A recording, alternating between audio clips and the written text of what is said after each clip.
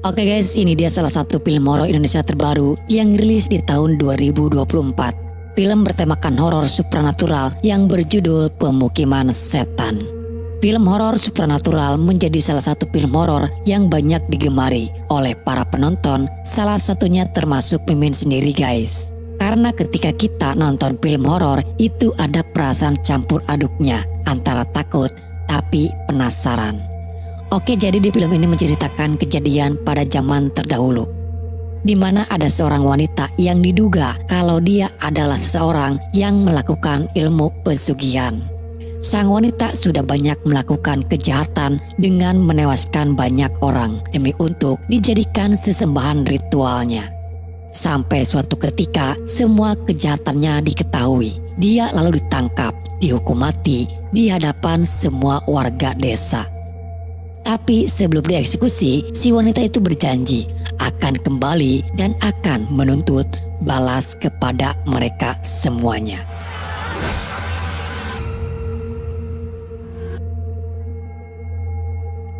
Lalu cerita berpindah ke masa sekarang. Di sini kita diperkenalkan kepada seorang wanita muda bernama Alin. Alin adalah seorang yatim piatu, kedua orang tuanya sudah meninggal dunia. Satu-satunya keluarga yang tersisa tinggal hanya adiknya yang bernama Bagas. Dan mereka berdua tinggal di sebuah kontrakan.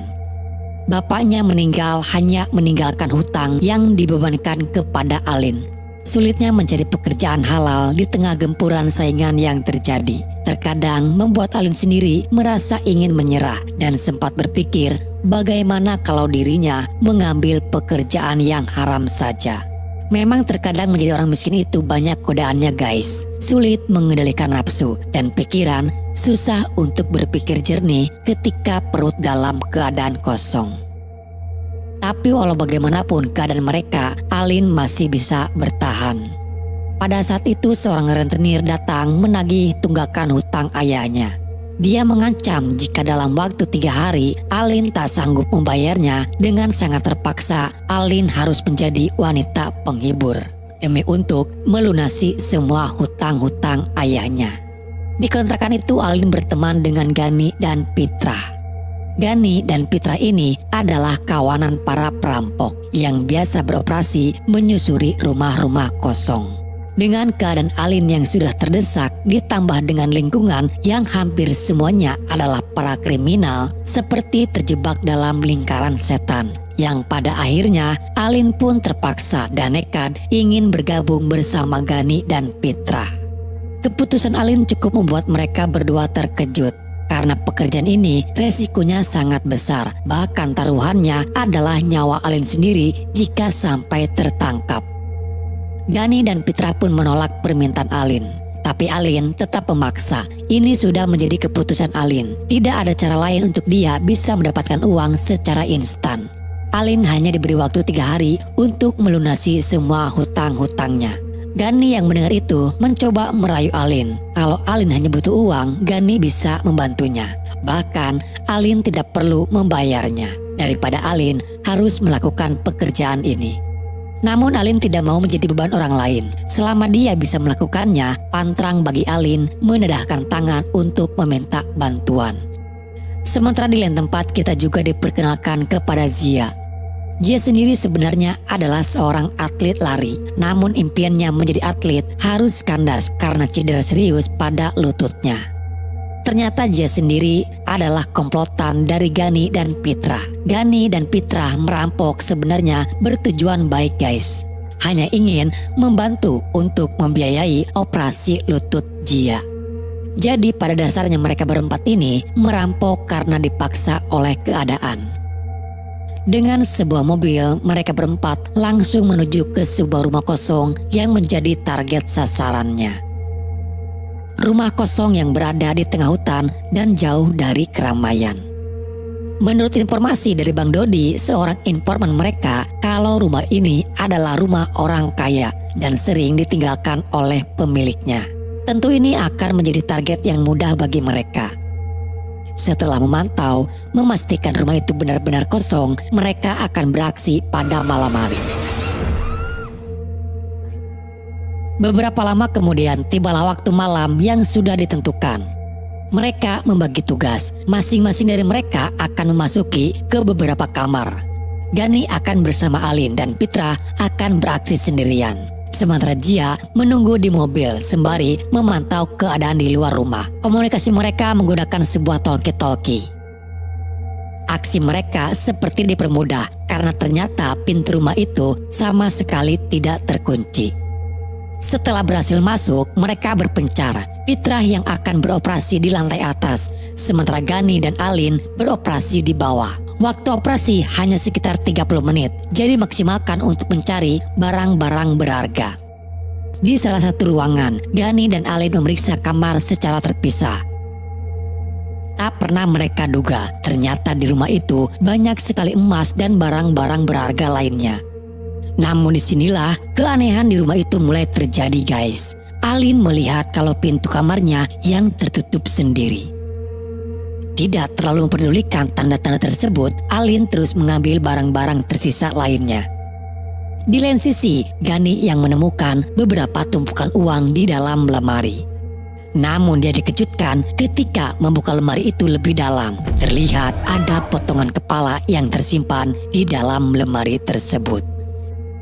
Tapi pada kenyataannya di sana tidak ada apa-apa.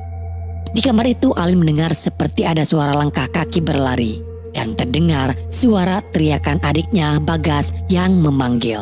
Bodohnya Alin tidak curiga dan mengira kalau itu Bagas. Alin malah mengikuti bayangan Bagas yang menuju ke ruangan bawah tanah.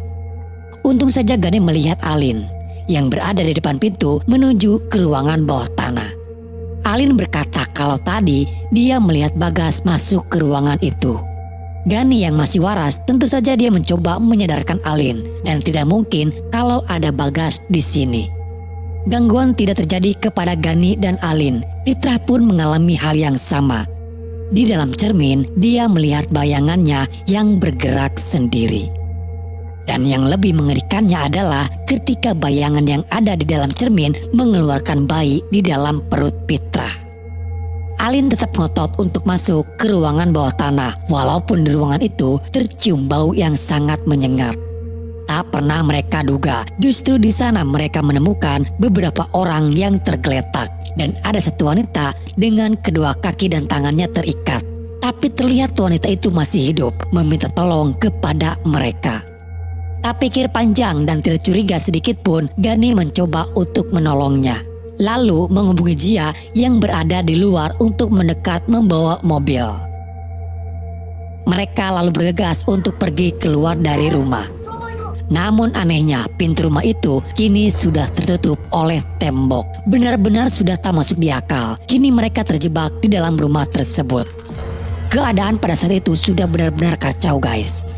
Gani lalu meminta kepada Pitra dan Alin untuk mencari jalan keluar ataupun mencari informasi tentang rumah ini. Sementara dia akan menunggu sambil menjaga wanita itu. Di ruangan lain Pitra menemukan foto keluarga dan silsilah dari keluarga rumah ini. Namun bahasa dari tulisan itu menggunakan bahasa Jawa kuno. Kebetulan Pitra mengerti bahasa tersebut. Ternyata diketahui kalau wanita yang mereka temukan itu bernama Sukma, salah satu keturunan terakhir dari keluarga yang tinggal di sini. Di lain tempat Gani mulai melihat keanehan yang terjadi kepada Sukma. Sukma seperti sedang membacakan sebuah mantra-mantra. Gani yang tidak mengerti apa yang diucapkannya mencoba untuk mendekat. Lalu tiba-tiba terlihat kedua matanya mulai berubah. Gani tak sadar kalau Sukma memasukkan cacing ke dalam kupingnya. Dan kini Sukma benar-benar sudah berubah menjadi sesosok yang mengerikan. Gani berhalusinasi diperlihatkan kepada teman-temannya yang telah meninggal. Tak lama kemudian Pitra kembali dan melihat Gani sudah bertingkah aneh. Dalam penglihatan Gani, Pitra seperti Sukma yang mencoba mempengaruhi Gani untuk membunuhnya.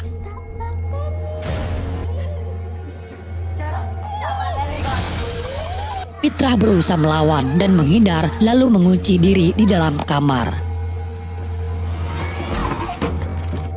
Namun justru Fitrah juga mengalami hal yang sama. Salah satu tangannya tidak bisa ia kendalikan dan malah hingga akhirnya dia pun tewas. Serangan tidak terjadi kepada mereka yang ada di dalam saja. Kini Sukma mengincar Jia yang masih berada di luar. Tapi Jia berusaha melawan hingga ia tersadar kalau yang ia lawan bukanlah manusia.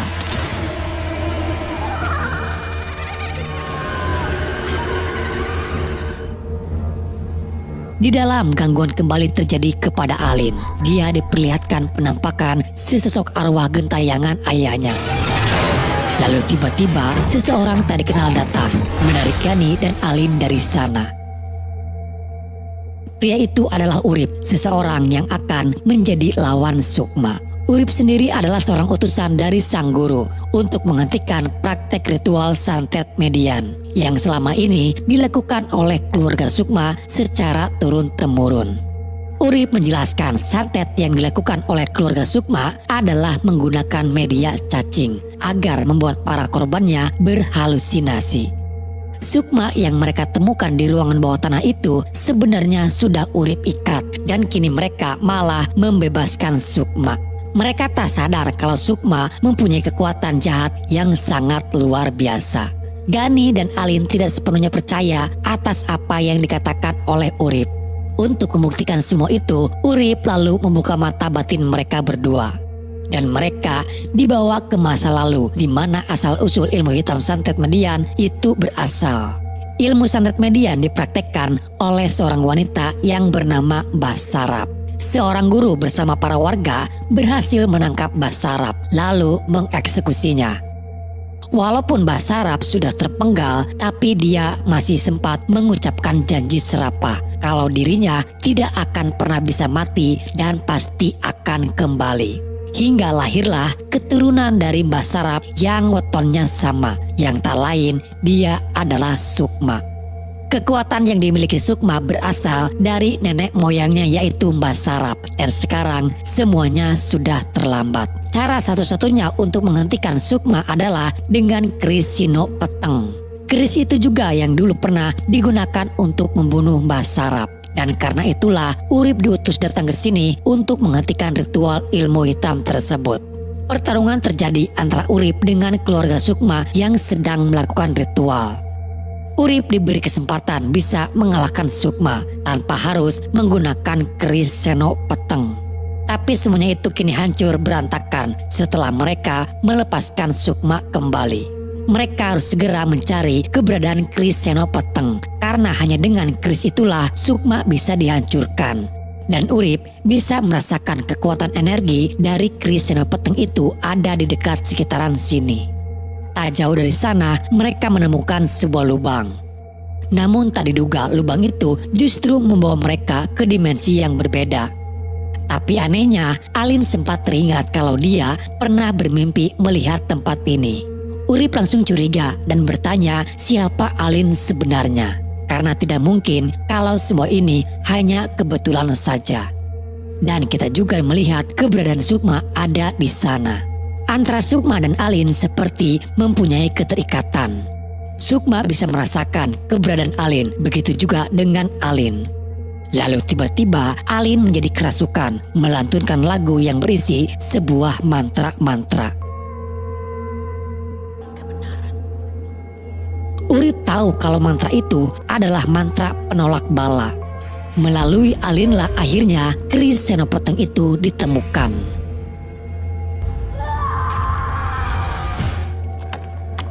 Kekuatan dari keris Seno Peteng begitu sangat dahsyat hingga mampu mengempaskan mereka semua kembali ke alam manusia. Dan disinilah pertarungan yang sesungguhnya terjadi ketika mereka melawan Sukma. Urip mencoba menghadang Sukma kembali, sementara Gani bersama Alin berusaha kabur dari sana. Sayangnya kekuatan Urip sudah tidak bisa lagi untuk mengalahkan Sukma. Dia harus kehilangan salah satu tangannya. Dengan mantra-mantra yang dibacakan oleh Sukma itu mampu membangkitkan kembali keluarganya yang telah mati. Di luar Gani sengaja menjebak Alin keluar dari pintu gerbang. sementara dia akan kembali lagi untuk mencari keberadaan Pitra. Pertarungan terjadi antara Gani dengan keluarga Sukma. Namun setelah dia berhasil mengalahkan mereka semuanya, tiba-tiba datang Pitra yang ternyata kini dia sudah berubah, layaknya seperti zombie yang menggerogoti tubuh Gani. Awalnya Alin akan pergi dari sana dengan menggunakan mobil, namun dia melihat Sukma. Kekuatan Sukma sudah tidak bisa lagi tertahan. Alin akhirnya mengurungkan niatnya untuk pergi. Kris Senopeteng sudah memilih dirinya. Itu berarti Alin harus berani untuk menjadi lawan Sukma. Dengan mobil itu Alin kembali menerobos masuk lalu menabrakkan Sukma ke tembok. Tapi semua itu belum berakhir. Sukma kembali hidup, menertawakan Alin karena dia tak sanggup menghancurkannya. Pertarungan sengit pun sudah tak dapat dihindari lagi. Dalam keadaan terdesak, Sukma merubah dirinya seperti mendiang ayahnya Alin. Namun Alin sudah tidak bisa terkecoh lagi. Hingga akhirnya Alin berhasil memenggal dan menghancurkan Sukma. Orang yang selamat dari kejadian pada saat itu tinggal hanya Alin bersama Urip. Urip hanya berpesan kepada Alin agar menjaga Kris Senopeteng. Kris itu sudah memilih Alin untuk menjadi tuannya. Alin akan mendapatkan kekuatan dari Kris Senopeteng dan Alin juga akan berkorban bagi Kris tersebut. Di akhir film benar apa yang dikatakan oleh Urip sebelumnya. Kalau Kris tersebut juga akan meminta korban, yaitu kepada Alin sendiri. Lalu di sini film pun selesai. Mengkeramatkan suatu benda mati itu adalah musyrik, apalagi meyakini kalau benda tersebut bisa memberikan kekuatan. Jangan sampai kita terjebak, apalagi zaman sekarang banyak kemusyrikan yang dibungkus oleh agama. Kembali kepada tuntunan ajaran agama yang murni, karena sejatinya agama mengajarkan kita untuk berpikir waras secara rasional.